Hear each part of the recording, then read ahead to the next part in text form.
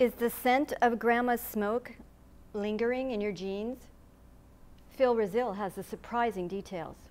A study conducted by England's University of Bristol has found a link between maternal grandmothers who smoked during pregnancy and granddaughters born on the autism spectrum. The study, known as Children of the 90s, included a large sample group of 14,500 women, making the results very compelling. Researchers found that mothers who smoked during their pregnancies over 25 years ago damaged the mitochondrial DNA of their developing babies, as well as the eggs the female children would one day develop into the next generation. The research, published in Scientific Reports in April 2017, showed female babies born in the study had damage to their future eggs' mitochondrial DNA. In this study, daughters born to smoking mothers in 1991 and 92 are having children diagnosed with ASD in much higher percentages than the general population, even if they themselves did not smoke during pregnancy. 67% versus 14% for the overall population, increasing the odds of having a child on the spectrum by 53% due to the genetic effects of smoking. The study also showed that granddaughters were more likely to be affected with ASD than grandsons due to different growth and development patterns in preborn boys versus girls.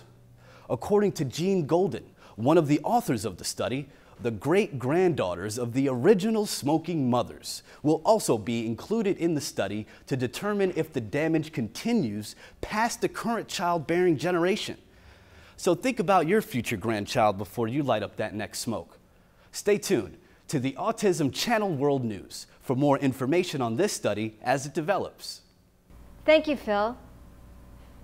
In a May 2017 article in Psychology Today, Dr. Steve Taylor, a psychologist at Leeds Beckett University in England, questions previous theories that those on the spectrum lack empathy because they are autistic.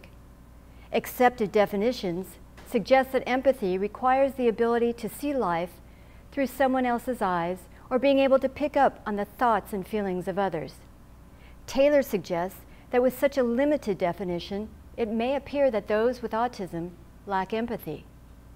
He suggests that such a narrow definition is what psychologists refer to as shallow or cognitive empathy. That is, a clinically measured ability to put yourself in someone else's shoes.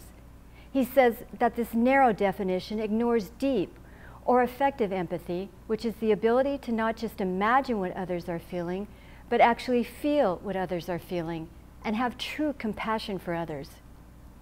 Dr. Taylor believes that cognitive and effective empathy work independently of one another.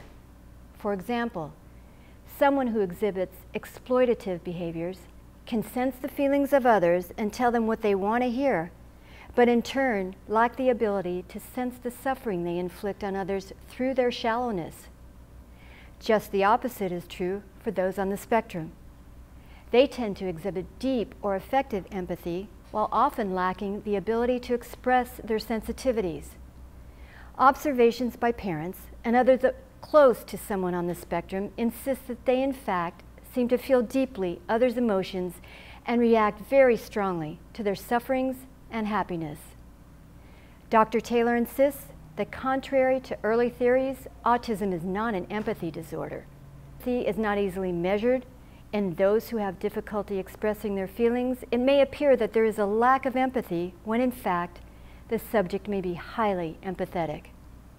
The fact is, those with autism may have difficulty expressing their own feelings, but that does not necessarily mean that they lack the empathy that makes us all truly human.